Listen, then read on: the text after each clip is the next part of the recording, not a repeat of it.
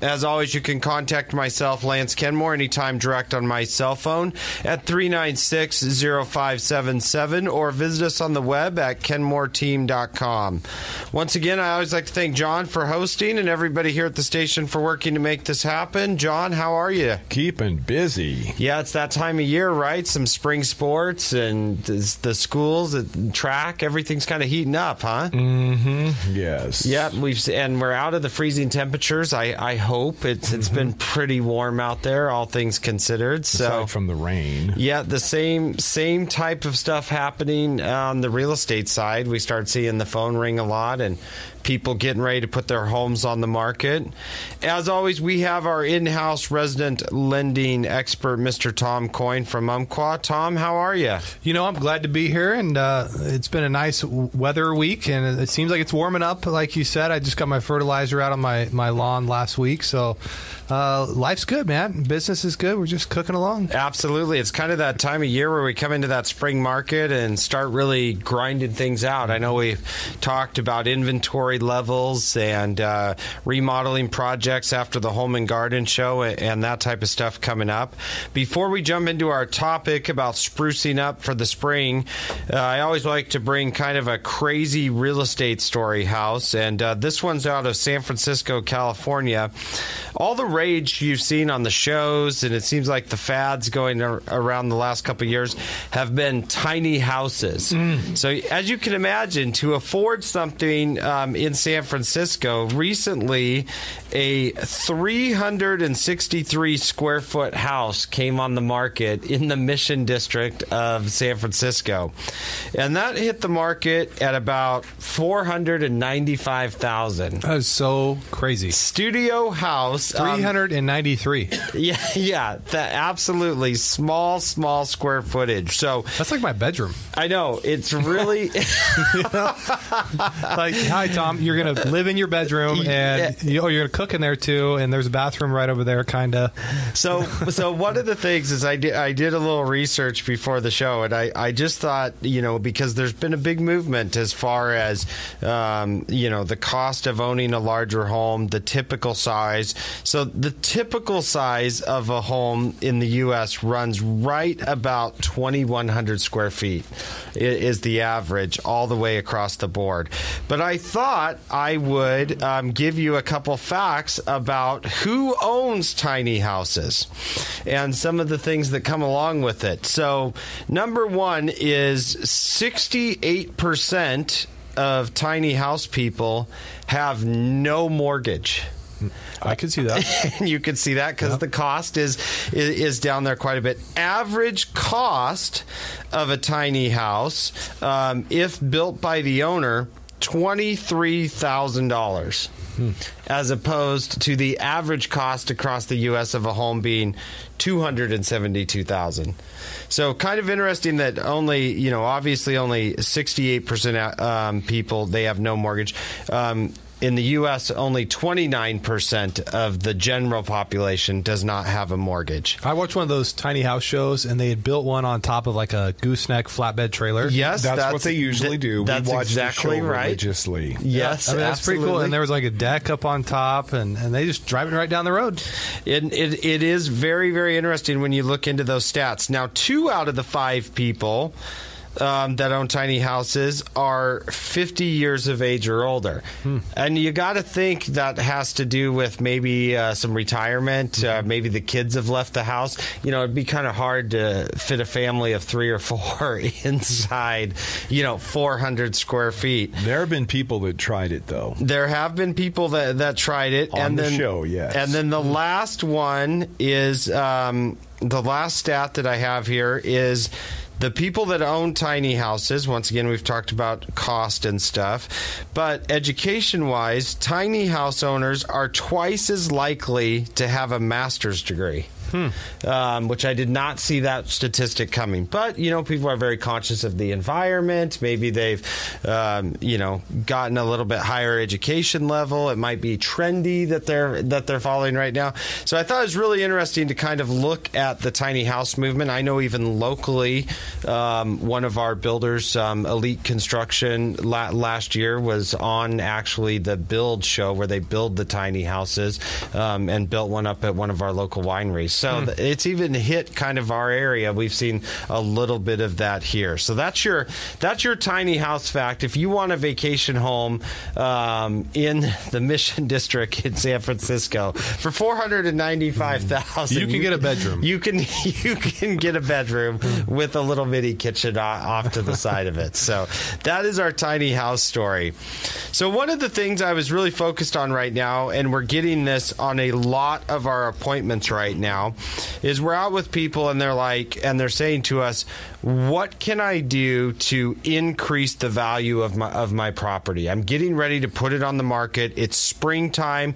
I'm kind of in that spring cleaning type mode. What are some of the things that we can do? And my number one tip, my first tip, kind of springboards out of the whole home and garden HGTV type shows. We were just talking about tiny houses, right? One of the other things that we see on HGTV is a lot of decorating shows and new decorating ideas. Well, that's great, except for sometimes that is very specific. And if you get into a home where somebody has watched that show over the last 3 or 4 years and they're really into wild paint colors, you might see a red room and then you might see a purple room, and it really can be very, very specific to someone's personality. And when you're trying to get ready to sell your house, one of the things that you want to do is neutralize the interior. You want the buyer that walks through, the potential purchaser of your house, to feel like it is a blank slate that they could then personalize. Because if something's very, very personable, it's likely to not only be pleasing to some, but also be offensive to others. So you're trying to neutralize the interior. So I went through and got a little bit of rundown on cost. If you went down and looked at painting the main living area of a standard size house that we talked about, you would probably be in that paint at about $140, and then about another $60 in supplies and brushes.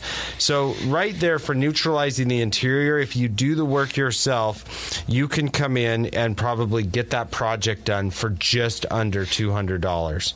And neutralizing that interior, that first look when someone walks into a house in those main living areas, can really be a big, big thing. I always tell people I usually sell a house in the first 15 to 18 seconds and in that first 10 to 20 feet.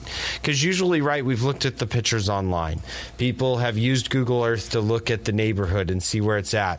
And so when they get to the house, that's why we concentrate a lot on curb appeal and that initial living area when you walk in. Usually they can make a decision on the one they buy in that first 10 to 15 feet when they walk in a house. So spending some money there, neutralizing that interior is huge. The second option that I wrote down that we've got here, and that is called taking back your family spaces. Run into this a lot with people. They've got 2 or 3 kids. They've got a family room. What is a family room for? It's for living. I mean, that's where you're playing your board games. The kids are hanging out while you're making dinner for the family and stuff. However, that doesn't always present itself in the best possible light when you got a lot of toys stuffed in the corner and things popping out of cupboards. And so one of the things that you need to do a lot of times is declutter that living area and that dining area. Pull some of that stuff out. It's only for a couple weeks to a month while the house is initially on the market for some of those first showings. But you can clean out the clutter in those rooms, and then then you can go in and maybe focus the furniture around a key point in the room. If there's like a fireplace. Absolutely, fireplace. Exactly what I was going to say. Where it might not be functional at the time, but the look that you're going for, you think of these home decor Sunset magazines. You see these pictures that they're staged in there. Staging it up that way is a great way to do it. If the room is dark, you can get some inexpensive lamps to put up. And there's some options out there that are not always break the bank type of options. For instance, locally, I know a lot of our home stagers around will shop at some of our local great shops. Real Deals is one of them that has some bargains like that. I know another home stager uses the TJ Maxx little furniture section, which I did see. They're now building at Columbia Center actually a whole store, I think, of that same chain called the Home Store, and that's going to be decor with that same brand. So I like TJ Maxx. So using some of those discount prices, so get yourself a vase for like $12. That's exactly right. See, so and I know a lot of people use those when they're getting ready to stage the house. So I went through and said, okay, number one, we declutter stuff, move some things out to the garage, rearrange furniture. No cost involved there. Pull out your nicer linens in that dining area that you use for, like, for instance, when you have your Christmas and stuff. Get your nicer linens out. Stage your place settings in your dining room. Not the one with Santa on it, though. No, right? not the Christmas ones. Thank you for pointing that out for sure. You do that along with you buy a vase like Tom said, $20, $30 there, some fresh flowers to go in it, some new lamps for $100, and then you replace some throw pillows and curtains for another $100. You've taken that dining area, family room area, that main living area. We've now refreshed it with the paint. We've decluttered it, restaged it, and you're under $400 right now. So it's amazing when we look at that and you're looking at, okay, how is this going to translate to the market? Well, in a hot market right now, if things are priced right, we've been getting, at or near full price on the majority of our listings that are put on and marketed correctly. If you look at not doing those type of things compared to the competition that's out there in a hot market, maybe you can take that $400 changes and maybe you can push that price point $2,500, $3,000, or get a full price offer and not give any up in negotiations because your home shows that much better. So the first half of the show there, I really just wanted to hit what we can do for under $500 to get your house ready to go on the market. I still have $100 left to spend, Tom. I'm going to do that after the break when we come back. Just put together a list of what can you do for under $500 to prepare your house for the spring market, to get it back into shape, to put on the market, or even as I went through this list, thinking about it, even if you just want to get a little refresher and more enjoyment out of your current house, the same list goes for that. And I think a lot of times people forget that. Mm-hmm. And so, in fact, and I know they do, because what happens is we do all of these things when we get a house ready to sell. And when I always come back for my second appointment or to take photos, the people always say the same thing to me. I remember exactly why we love this house. We don't want to sell it. Yeah. And so they always why didn't we do this 5 years ago? Yeah, they always say, gosh, I wish we would have done that so we could have enjoyed this while we were here. Well, that paint's a good reminder.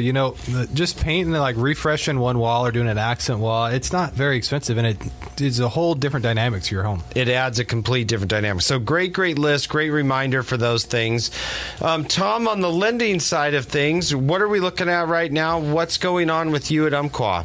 Well, I wanted to talk about, with you going over a list of some quick and easy things people can do to get their house ready to put on the market. I thought, why don't we look at some quick and easy tips to improve somebody's credit score so that when that house does go on the market, they're putting themselves in the best situation possible to finance a home. So it's no secret for anyone, I'm sure, that the better credit you have, the better chances you're going to have to get a mortgage. But not only that, but the better mortgage you're going to be able to get.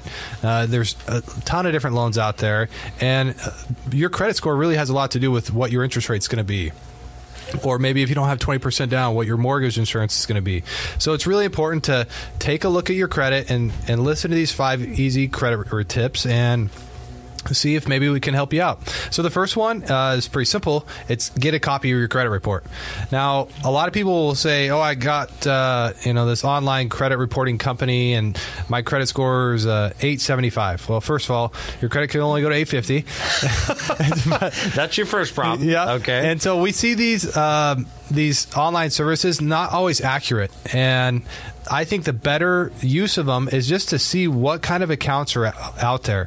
Now, if you go to any one of the credit bureaus directly, TransUnion, Experian, Equifax, that's where I think you're going to get more accurate reports. But the problem is, if you can't just pull from one of them, because maybe you have an account that's only reporting to TransUnion. So if you pull an Equifax account or an Equifax credit report, you're not going to see the TransUnion account. So it's really important to pull all three credit bureaus, and you can see everything that's out there. Online, telephone, you can mail them, internet, whatever is going to be easiest for you. But get a copy of your credit report. That's the first tip of the 5 tips here. Now, the second one is look at the credit report and make sure that all the information is accurate. There might be something on there where it's wrong, or it's old, or it's dated, or you just need to have it updated, or it could be something that you had no idea even existed. But go through the credit report line by line and see everything that you have on there and really familiarize yourself with it. Also, maybe there's like a little medical collection that happened years ago and you thought you paid it, but it didn't. Take that opportunity to get those little accounts all corrected, and doing that's going to have an impact on your credit. The third tip, though, is dispute any errors that you see. Now, disputes can take time. And when you come to me and when you're ready to get a mortgage, if we see a dispute on your credit report, the Fannie Mae, Freddie Mac, FHA, VA, they're all really strict that disputes have to either be resolved or at a zero balance. So it's important that if you're going to dispute an account, you do it months before you're ready to get a mortgage. But let's say you go and dispute an account and it was having a big impact on your credit score and they delete it. It's like it never existed. You're going to see your scores jump up dramatically. Now, of course, you can only dispute the stuff that's really accurate. If you did make or did have a late payment, it's going to be hard to dispute that you didn't. But for things that are inaccurate, should it be on there, the disputes will really help clear that up. The fourth one I want to look at is credit card limits. Let's say that one of your credit card companies is reporting the balance every month, but it's not reporting the limit. That could have an adverse impact on your credit report, because one thing that we talked about previous shows is what's called your utilization ratio. That's the balance in relation to the limit. So if you don't have a limit reporting on your credit report, then you're at 100%. You're using all the limit. It doesn't list an actual limit. So it's really important that you make sure that your credit card companies are reporting what your limit is. If they're not, call the credit card company and tell them of the error, and hopefully you'll get them to fix it. Because one thing that you really want to do, that leads me to my fifth tip, is keep your balance low on credit cards. It's always best to stay below 50% of the limit, but even better when you get down to, say, 30, 20, 10% of the limit. When you do that, you're really going to see your score start going up. Let's say, I just met some people this last week, and they own a business here in town. And they put about $30,000 a month on their Amex account, and their limit is only $35,000. So it just so happens that every month that it gets reported to the credit bureaus, it's at the highest amount. But then the business pays it off the next month. So I told them, you know what? Call Amex, get them to increase this limit, so that way you're no longer using 80 or 90% of the balance. You're using, maybe 30 or 40% of it. And just that little tip right there is going to help boost their credit scores up immediately. But look at your credit cards that you have and see if there's any that you could pay down a little bit. And it may be as simple as $100 gets you down below 50%. Then try to do that, and you should see the next month your scores improve a little bit. No, that's a great tip. And a lot of times you'll see people like, oh, I transferred everything to one card, so that the balance was on a cheaper interest rate or promotional balance. Well, then that one card, like you said, is utilizing the full amount of the card. So that can definitely affect rates. So it's good to run these scenarios by Tom and talk to him. We have people all the time running scenarios by us. In fact, this last weekend, I was at a party for my son's hockey team, and where we were at the people's house, they're like, hey, I'm thinking about putting a shop out back here. Can you come Can you come take a look at this? And how do you think that'll affect rates and the value of the house? And so it's really just easy. I do it all the time, so I can look and say, okay, well, you have a 2-car garage and a price point that normally has 3 or 4-car garages. Not a lot of times a detached shop might not add a lot of value. In this case, though, it's going to add a lot of value, and it's going to be seen as necessary. So we can run those scenarios based upon what we're selling, what we're showing, what buyers are requesting, and help people utilize the return on their investment. So that's a big, big issue. Before the break, I talked about things we can do to pump up the value of your house for under $500. We were through about $400 of that list. Now, the last 120 or so that I've got comes to the exterior of the home. It's Tri-Cities, right? All winter long. The wind blows. We have dust storms. And the little amount of rain we get, trust me, does not properly wash off a house. Especially too if you get spider webs and other things on the house. One of the simple basic things you can do is use a pressure washer to wash off the exterior of your home, wash off the sidewalks, really just give it a clean look. I put down an amount here for that, but likely if you go 2 or 3 doors down each side of you, you're going to find a neighbor you're friendly with, and I bet some extra cookies could probably get a pressure washer. I wish I had a pressure washer for free. So borrow, beg, or borrow. Don't steal. I think that's the way the saying goes. But beg or borrow to get a pressure washer to get that washed off. Then what you can do a lot of times is the trim seems to take the brunt of a lot of this weather. The trim around doors and the trim around those openings are exposed a little more, and that paint tends to peel. One thing is that's something that an appraiser is going to look for anyway, especially if it's a VA or an FHA type of loan. You're not going to be able to have the peeling paint on those areas. So after you get that pressure washed and dried, you're going to want to repaint any peeling or exposed paint areas. Number 1, so it looks like you maintain the home better, and number 2, just so that you don't have any appraisal issues down the way. Spruce everything up with a nice welcome mat at the front. Get some flowers to plant those pots up front, and then by the time you give the yard a fresh mow and a cleanup, we've spent roughly $100 to $120, and the house has probably increased just its curb appeal value. Probably you'll take that $150 and get 10 times that amount back, get another $1,500 or so in curb appeal. So I know it seems basic, and we do talk about this every 4 or 5 months, but it really is some of the biggest amount of questions that we get when we're out at these homes and working on these type of things. And it's just happening a lot right now as people try to maximize their return on their investment and try to get their home sold. Turning a house is expensive. There's going to be taxes involved, title, escrow fees. So we're trying to maximize the amount of money that people get in those situations. Speaking of homes for sale, we've got some great inventory on the market right now.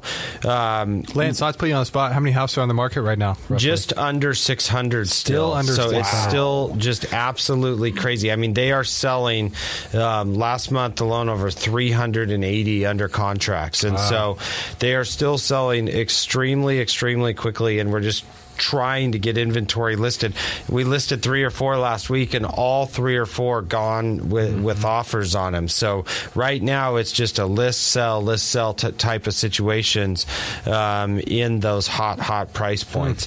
So new inventory is great. I don't expect these ones to last a super long time, but right now they're available. We just put in Canyon Lakes. We've got a 3-bedroom, 3-bath with a den and a bonus room. Now this is up in the Heights at Canyon Lakes, so fantastic neighborhood at the top of Canyon Lakes. It's 2544 square feet. This place has a huge great room, corner gas fireplace. It's got a gourmet kitchen, island, breakfast bar, tile backsplash. It's got quartz counters in it with double built-in ovens. I mean, this place, this kitchen is fantastic. Bar area with a wine cooler in it, large master bedroom, big spa-like master master bathroom, walk-in shower. You've got the split bedroom design, so you've got the other bedrooms on the opposite side of the house as the master. Fully fenced backyard and 3-bay garage. And this is coming in at $399.9 at the top of Canyon Lake. So that is just a fantastic value for that square footage. Pick number 2. This is 5728 West 11th. This is a 3-bedroom, 3-bath home in Creekstone. Creekstone's been very, very hot recently for us. A lot of good sales out there. You've got a great front porch on this beautiful home. Spacious living room when you get inside. Gorgeous stone accents. You've got a corner gas fireplace. Engineered hardwood floors. Big kitchen. 1,530 square feet. So this plan feels a lot bigger than it is at 1,530 square feet. It lives very, very well. Walk-in pantry with coffee bar area. Master suite is on the upper level with a walk-in closet, private bath. Once again, fully fenced, private backyard, and this is $214,900. So that's to get into Creekstone for $214,000, 3-bed, 3-bath. That is a fantastic, fantastic property. And then pick number 3. This is absolutely high-quality luxury home, also up in the Heights at Canyon Lakes. This is 4611 South Reed Street. Now, this is a just under 2,900 square foot rambler. Gorgeous hardwood floors, so super big rambler. The kitchen is absolutely to die for your chef. It's got dual islands, so it's double stacked islands. It's just an incredible kitchen. Stainless steel appliances, high-end wine cooler. You've got your dining nook open to your family room, elegant gas fireplace, great big master with a walk-in shower, corner jetted tub, private backyard, block fencing around it. You're getting all of this, and you're priced at 2,900 square foot high-end rambler at $435. So that house is priced very, very well to get that type of quality in Canyon Lakes. So right now we are getting some of that spring inventory coming. We're getting new houses on a lot. One of the things that is happening, though, is they're selling very, very quickly. You need to be pre-approved with Tom at Umpqua to make sure when you see one of these come up, you're ready to go. If you're looking and not finding what you want to find online and seeing there, send us a message. Go to kenmoreteam.com. Let us know what you're looking for so that we're ready when we see some of these listings come in, pop up ahead of time. We can get you on that list to give you a quick call, because a lot of times these homes are barely making it to Zillow, Trulia, some of those other websites before people are out there with offers on them. So please send us a message. We'll put you on a hot list. We'll be able to get a hold of you and help you find the house that you've been looking for, because I know there's some frustrated buyers out there, and we can help with that process. On the pre-approval side, Tom, how should people get a hold of you at Umpqua? Call me anytime, 783-7300, or go to my website, tomcoinhomeloans.com.